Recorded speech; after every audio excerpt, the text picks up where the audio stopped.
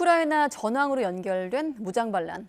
지난 주말 발생한 용병 집단 와그너 그룹 반란으로 러시아 혼란은 점차 가라앉고 있습니다. 하지만 반란을 주도한 프리고진의 행방이 드러나지 않아 여전히 불씨가 남아 있습니다. 강성웅 해설위원 실장과 조금 더 알아보겠습니다. 어서 오십시오.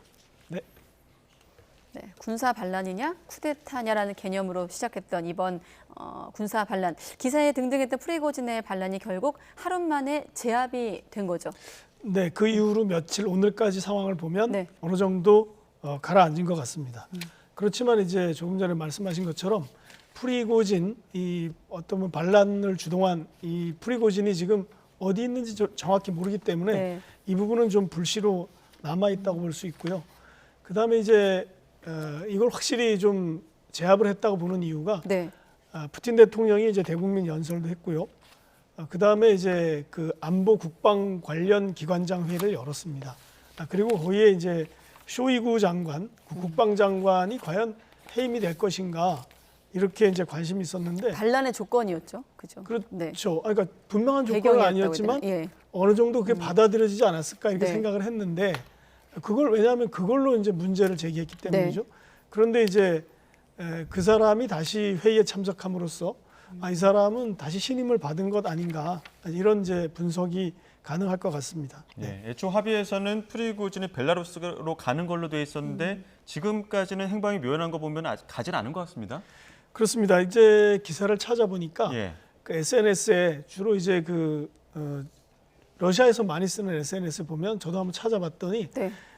민스크에 있는 한 호텔에서 이 프리고진이 목격됐다 이런 짧은 기사가 있더라고요. 네. 민스크는 벨라루스의 수도입니다. 예. 그러니까 이제 벨라루스에 도착했다 이런 사실이 되는데 이것을 공식적으로 확인하거나 사진으로 증명된 바는 없습니다. 그러니까 아직 확실하지는 않고요.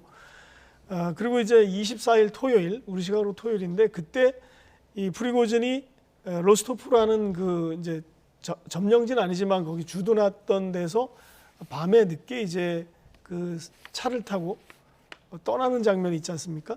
그때 이제 가는 곳이 나는 이제 벨라루스로 간다 이렇게 이제 망명한다고 했기 때문에 그걸로 네. 가는 걸로 우리가 예상을 했는데 그 이후로 이 사람이 이제 음성 메시지를 한번 냈지만 네. 발표를 했지만 이 사람이 이제 사진이 나온다든지 영상이 나온다든지 하는 게 없었습니다. 그리고 실제 미국 백악관에서도 커비 조정관이 벨라루스에 도착했는지조차 확인할 수 없고 우리도 이 프리고진의 행방을 잘 모르겠다 이렇게 얘기를 해서 아직까지 굉장히 불투명한 상태인데 일부에서는 뭐 해외로 출국할 수 있지 않을까 이런 전망도 나오는 것 같습니다. 근데 정황상 스스로 은둔할 것 같긴 해요, 지금 상황에서. 그런데 이제 그럴 가능성이 굉장히 높은데 네. 러시아와 벨라루스에서 과연 숨을 데가 있을 것인가 이렇게 생각을 해봐야 됩니다. 과거에 자료를 찾아보니까 네. 이 바그너 용병 33명을 벨라루스가 러시아에 송환한 적이 있습니다. 네. 그러니까 이게 사실 또 벨라루스는 러시아와의 굉장히 우방 관계고 네. 그런데 이제 제3국으로 출국한다는 거는 지금 현재 바그너 그룹의 용병들이 아프리카에서 활동을 하고 있고 거기서는 그 용병들을 또 필요로 하는 데거든요. 그러니까 그쪽으로 갈 수 있지 않을까 뭐 이런 그렇군요. 전망도 있는 것 같습니다. 예.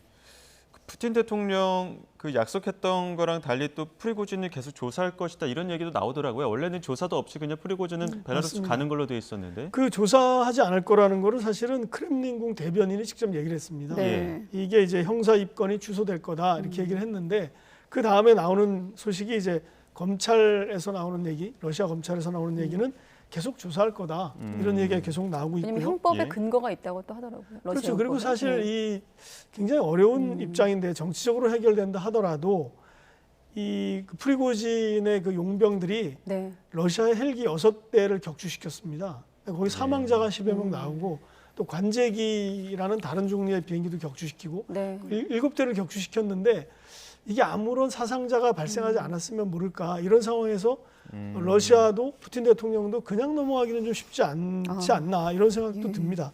그리고 이제 제일 사실 이 프리고진의 미래에 대해서 생각해 볼 수 있는 게 러시아의 전문가들이라면 아마 이게 암살 가능성을 아마 염두에 둘 겁니다. 그래서 찾아보니까 벨기에에 있는 어떤 연구소의 한 연구원은 아마도 프리고진이 민스크에 도착하면 거기에 독극물이 묻은 차 한 잔이 기다리고 있을 것이다 이런 얘기를 했습니다. 예. 그러니까 이 플루토늄이라는 이 청산가리보다 거의 뭐 200만 배 이상의 독성을 가진 그 독극물을 이렇게 찻잔에 묻히거나 타는 방식으로 그동안 푸틴은 많은 정적을 제거했다. 네. 이런 자료들이 있거든요. 그렇기 때문에 많은 전문가들은 암살 가능성도 조심스럽게 예측하고 있는 것 같습니다. 네, 푸틴 대통령도 마지막 순간에 멈춘 바그너 그룹에 감사한다 이런 말을 한 건 아무래도 바닥 민심을 좀 의식해서일까요? 자, 모스크바로 바그너 그룹이 진군할 때 시민들이 박수치고 환호하는 분위기도 네. 있었거든요. 네, 저도 그걸 좀 네. 참 의아하게 봤습니다. 네. 그 바그너 그룹 하면 우리는 좀 안 좋은 인상을 많이 가지고 있는데요. 네. 잔악하게 사람들을 죽이고 또 그 관계도 없는 나라에 가서 그 경호 업무를 사설로 하고 굉장히 좀 나쁜 집단으로 생각했는데 일반 러시아 시민들이 박수를 치고 환호하는 것이 좀 특이했습니다. 네. 그래서 제가 좀 러시아 기자들한테 좀 물어봤습니다. 이게 네. 왜 어떤 민심인가? 근데 이 사람들 얘기는 지지가 있다. 그 왜 지지가 있는가 했더니 굉장히 러시아의 어떤 애국주의적이고 용맹스러운 군인의 모습을 적진에서 보여줬기 때문에 기본적으로 조금의 그 지지는 있고 네. 제가 이제 추가로 생각해 보는 것은 로스토프라고 하는 그 지역 우리가 네. 화면에서 많이 보는 지역이 그 로스토프인데요. 네. 그 거기는 이제 우크라이나 접경하고 굉장히 가깝습니다. 그러니까 네. 아마 더 그런 어떤 국가 안보에 대한 이 사람들의 어떤 공을 인정해 주는 거 아닌가 네. 그런 생각을 하게 되는데요. 로스토프 네. 나도누 네. 나도누 저긴데요.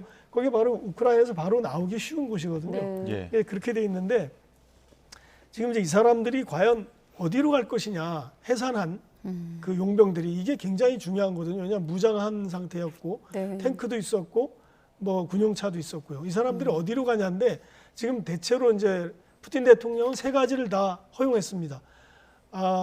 프리고진을 따라서 벨라루스로 가든지 아니면 집으로 가든지 아니면 다시 전선으로 돌아가든지 네. 세 가지 다 가능하다. 그리고 이제 그래서 그 이유는 이제 좀 전에 말씀하신 것처럼 그 이 프리고진을 따르는 용병들의 어떤 그 애국심이나 이런 거는 푸틴도 존중한다.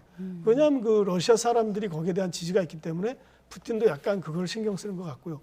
만약에 벨라루스로 간다면 거기는 이미 그 루카셴코 대통령이 굉장한 그 캠프를 대규모 캠프를 만들어 놨다 이렇게 얘기를 했습니다. 네. 그걸로 오라 이런 얘기죠. 예. 네. 그 푸틴 대통령 입장에서도 대내외적으로 여러 가지 좀 타격을 입은 것으로 봐야 되지 않겠습니까? 그렇습니다. 이렇게 정부 전복이 뭐 아니라고는 그 프리고진은 얘기하지만 예. 그 뭐 국방부 장관 나가라는 얘기가 사실은 대통령한테도 저항하겠다는 얘기인데 네. 이런 식으로 도전을 받은 게 아마 처음이 아닌가 싶습니다. 충견에 물렸다 이런 표현도 그렇습니다. 있더라고요. 그런 것이 어떤 그 권력이 집중된 한 지도자에게는 굉장히 충격적인 거거든요. 예. 근데 이 문제가 우리가 이제 역사적으로 보면 알다시피 권력이 한 사람에게 집중되면 일반 대중들은 굉장히 두려워하지만 그 가까이 있는 사람들이 내분을 일으켜서 권력이 무너지는 경우가 많습니다. 근데 바로 그런 케이스에 딱 걸렸기 때문에 네. 푸틴이 보통 이제 그 자기의 지지 세력들을 내부 조직들을 분열시켜서 다루는 방법을 쓴다고 알려져 있는데 예. 이게 내분이 일어나서 그걸 자기에게 겨냥할 상황이 될 때 가장 위험한 거죠.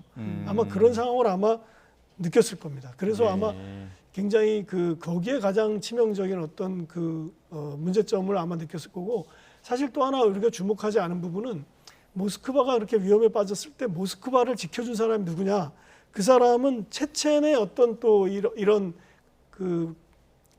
바그너 그룹 같은 네. 그 역할을 하는 람잔 카디로프라는 체첸 행정부 수반이 3,000명의 자기 거의 용병 같은 사람들 데리고 와서 네. 모스크바를 지켰습니다.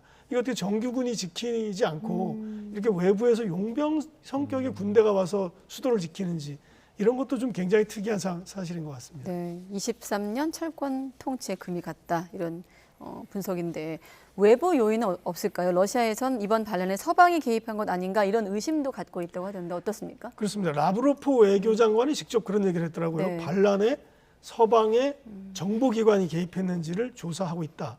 그래서 그런지 바이든 대통령이 즉시 이것은 체제 안의 싸움이고 미국과는 무관하다는 사실을 분명히 밝힌다 이렇게 얘기를 했습니다.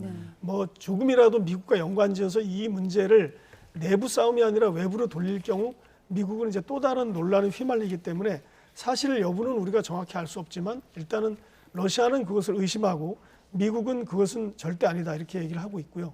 사실 그런데 서방이 이 상황을 미리 알았으면서 미국이 미리 알았으면서도 그 이후에 이것을 가장 주의 깊게 본 대목은 바로 이게 만약에 내분이 성공해서 반란이 성공해서 핵 통제력이 상실될 것을 가장 우려했다고 합니다. 네. 그랬을 때 만약에 이제 프리고진이 막 핵 통제권을 갖는다 이런 상황을 가정해 볼 수 있는데 그런 경우 이제 미국으로서도 상대하기 굉장히 힘들고 누구랑 대화를 해야 되느냐 이런 문제가 생기기 때문에 네. 굉장히 어려운 문제에 직면하는데 그것 말고도 이제 이것이 어디로 번지느냐는 뭐 우크라이나 사태도 굉장히 중요하기 때문에 미국의 이제 블링컨 외교장관, 국무장관 같은 경우도 G7의 외무장관과 다 통화를 했다고 합니다. 그 정도로 미국도 굉장히 민감하게 받아들이는 거죠. 예.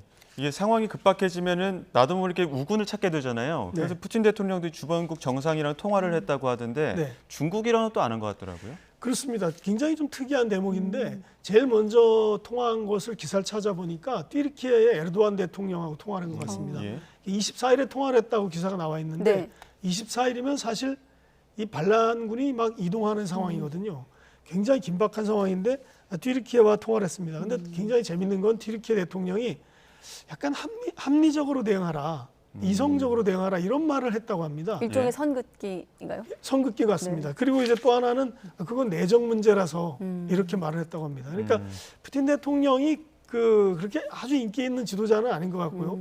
중요한 동맹들을 확보하지 못한 거 아니냐 이런 생각이 들고 네. 그리고 이제 나중에는 이제 카자흐스탄 보통 자기네들이 과거 소련에 포함돼 있던 이제 우방이라고 생각한 카자흐스탄에도 통화를 했는데 그쪽 역시 마찬가지로 내정이다 이렇게 얘기를 했다고 하고요.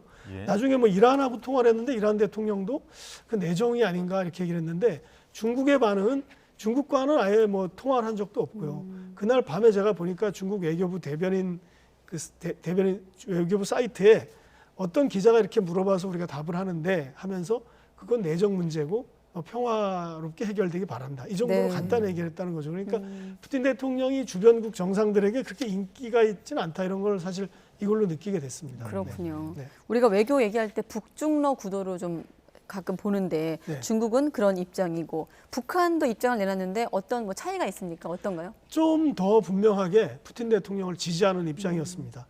이것도 굉장히 특이한 상황이었는데 네. 마체고라 대사가 있습니다. 마체고라 대사가 지금 평양에 있는데 한국말도 잘합니다. 말하자면. 근데 이 마체고라 대사가 임천일 북한 외무성 부상을 만났습니다. 네. 차관급이죠. 이렇게 만나서 직접 만나서 이런 걸 이 논의를 하기 위해서 만났는데 이렇게 얘기했습니다. 임천일 외무성 부상은 네. 러시아 지도부의 어떠한 선택이나 결정도 북한은 강력히 지지할 것이다. 그러니까 이게 굉장히 좀 북한은 지금 러시아에 굉장히 매달려 있다, 굉장히 지지하고 밀착돼 있다라는 걸 볼 수 있는데 더구나 이제 이 무장 반란 사건에 대해서 뭐라고 코멘트를 했냐면 순조롭게 평정될 것으로 믿는다 이런 반응을 냈습니다. 그러니까 아마 전 세계에서 가장 이 푸틴을 지지하고 이 반란에 대해서 러시아의 현재 그 집권 세력을 옹호한 그런 나라가 북한이 된 것 같습니다. 네. 예, 지금 러시아도 그렇고 우크라이나 전쟁 안에서 봤을 때 네. 우크라이나도 러시아 내부 분열이 일어나니까 바로바로 또 반격을 좀 시작하지 않을까 이런 생각도 드는데 맞습니다. 지금 전황은 어떻습니까? 전황이 사실은 미세한 어떤 우크라이나군의 진군 요 정도로 정리할 수 있는데요. 예. 젤렌스키 대통령이 어제 이제 동부에 갔습니다. 전선에 갔는데 거기가 어디냐면 바흐무트라는 우리가 알고 있는 그 격전지 주변입니다. 네. 거기 가서 이제 그 군인들을 직접 만나서 격려를 했는데요. 그러니까 이제 그 대공세를 좀 강화할 것이다라는 그런 메시지를 준 거죠. 그런데 과연 이 대공세가 그럼 왜 이렇게 지지부진했을까라고 보니까 그 나름대로 이유가 있었고요. 근데 최근에 이제 그 뉴욕타임스 신문에서 주목하는 바가 있었습니다. 그것이 뭐냐면 3만 6천 명의 우크라이나 군대를 우크라이나가 아닌 유럽, 나토 국가에서 훈련을 시켰다고 합니다. 그런데 그 훈련의 요점은 공격이고요. 그동안은 방어였는데 그리고 이제 미군의 무기와 장비를 가지고 공격하는 방법을 미군의 교범에 따라서 미군의 군 운영 방침에 따라서 가르쳤다고 합니다. 네. 그래서 몇 달 동안 가르쳐가지고 이게 곧 이제 조금씩 들어가고 있는데 들어가면 상황이 완전히 달라질 거다 이렇게 얘기를 하고 9개 여단 3만 6천 명의 병력이 가장 지금 주목되는 어떤 사안이다 이렇게 보도를 했는데 네. 이 부분이 굉장히 중요한 것 같습니다. 알겠습니다. 아무튼 반격을 시작하고 나서 한 달이 다 되어가는 상황에서 이번 러시아의 혼란, 무장 반란 이후 러시아 혼란이 어떤 또 전황에 영향을 미칠지 함께 지켜보기로 하고 당장은 프리고진의 행방이 좀 주목이 됩니다. 강성호 해설위원 실장과 알아봤습니다. 고맙습니다. 네.